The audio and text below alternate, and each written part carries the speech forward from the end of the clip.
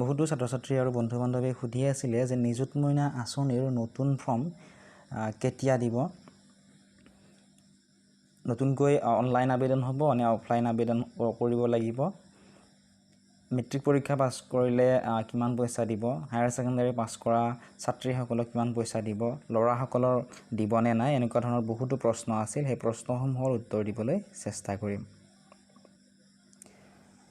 মুখ্যমন্ত্ৰী doctor Himanta Biswa শৰ্মাদেৱে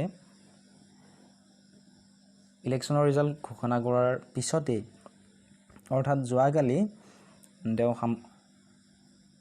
social মিডিয়াৰ যোগেদি জনাইছিলে যে 15 আগষ্টত নিযুত মইনা আঁচনিখন কাৰ্যকৰী কৰা হ'ব আৰু মেট্ৰিক পৰীক্ষা আৰু হায়াৰ ছেকেণ্ডাৰী উত্তীৰ্ণ ছাত্ৰীসকলে পইচাসমূহ লাভ কৰিব।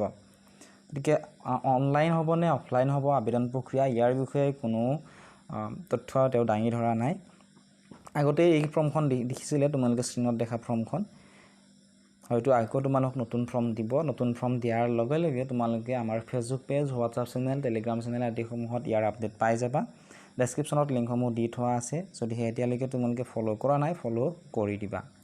যিসকল ছাত্ৰীয়ে আগৰ ফৰ্মখন এতিয়ালৈকে পোৱা নাই, যদিহে তোমালোকক আগৰ ফৰ্মখন লাগে, তোমালোকে ডেছক্ৰিপশ্যনত দিয়া হোৱাটছআপ নাম্বাৰটোত এটা মেছেজ কৰিবা, ভিডিঅ'টোৰ স্ক্ৰীনশ্বটটো পঠিয়াই দিবা, মই তোমালোকক ইয়াৰ PDF-টো দি দিম। আৰু ইয়াৰ ৰিলেটেড কিবা যদি সুধিবলগীয়া থাকে, জানিবলগীয়া থাকে, তোমালোকে কমেণ্ট ছেকশ্যনত কমেণ্ট কৰি সুধিব পাৰিবা। চেনেলটো যদি ছাবস্ক্ৰাইব কৰা নাই ছাবস্ক্ৰাইব কৰি দিবা। আমাৰ ফেচবুক পেজত যদি ভিডিঅ'টো চাই আছা, ফেচবুক পেজটি ফ'ল' কৰি দিবা।